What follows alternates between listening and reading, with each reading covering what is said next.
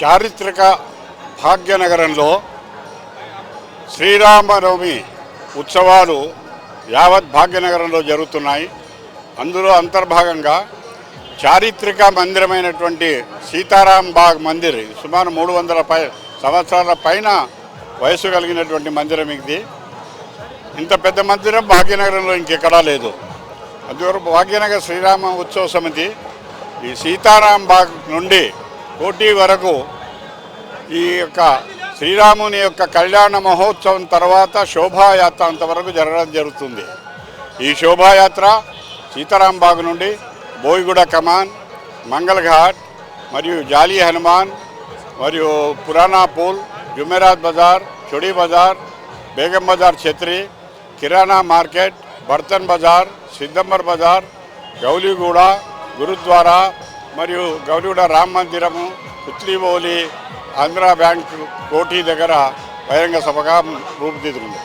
ఈ ఊరేగింపులో రామభక్తులందరూ పురుషులు, మహిళలు, పిల్లలు అత్యుత్సాహంగా జై శ్రీరామ్ నినాదాలు దిక్కులు పిక్కటిల్లేలాగా ఘోషిస్తూ ఈ యొక్క పురవీధులలో నృత్యం చేస్తూ గానం చేస్తూ డప్పు వాయిద్యాలతో మేళ తాళాలతో ఊరేగింపులో వస్తారు.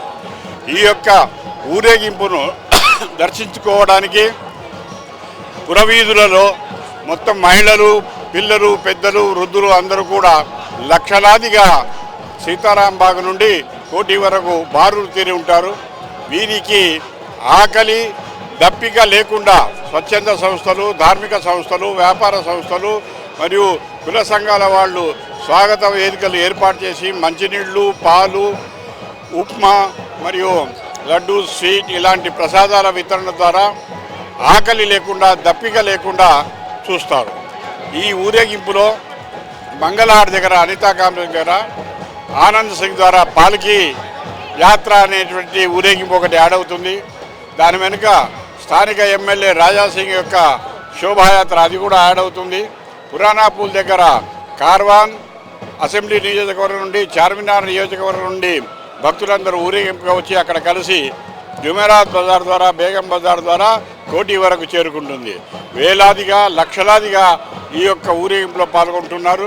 వాళ్ళందరినీ పాల్గొనవలసిందిగా, ఈ యొక్క సనాతన ధర్మాన్ని కాపాడుకోవాల్సిందిగా, స్వధర్మాన్ని స్వసంస్కృతిని ఆచరిస్తూ ఈ దేశం యొక్క కీర్తి ప్రతిష్టలను ప్రపంచానికి చాటి చెప్పి మనము, మన కుటుంబము, మన నగరము, మన దేశము సుఖశాంతులతో విలజిల్లాలని ఈ యొక్క రాముని ద్వారా, రామాయణం ద్వారా అన్నదమ్ముల అన్యోన్యత, తల్లి తండ్రుల మాట వినే కొడుకు, అదేవిధంగా ఎలాంటి ప్రలోభాలు పెట్టినా కూడా లొంగకుండా పతియే దైవమని సీతమ్మ పతివ్రతగా భాసిల్లి ఈనాడు నారీ లోకానికి ఆదర్శంగా ఉన్నది.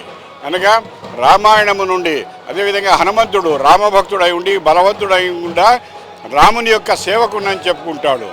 ఆ రకంగా మనం నాయకత్వ లక్షణాలు, సేవక లక్షణాలు పుడికిపుచ్చుకొని ఈ దేశ ధర్మాన్ని కాపాడుకోవడంలో కలిసి రావాల్సిందిగా భాగ్యనగర శ్రీరామనవమి ఉత్సవం తరఫున మేము పిలుపునిస్తున్నాం. ఈ ఉత్సవాలకు ఈరోజు రాష్ట్ర గవర్నర్, అదే రకంగా మున్సిపల్ కమిషనర్ గారు, అదే రకంగా పోలీస్ కమిషనర్ గారు కూడా ఈ సీతారాం బాగ్ మందిరానికి వచ్చి దర్శించుకొని మనకు స్వాగతం పలికారు. వారికి కూడా భాగ్యనగర శ్రీరామనవమి ఉత్సవం తరఫున అభినందనలతో ధన్యవాదాలు తెలుపుతున్నాను.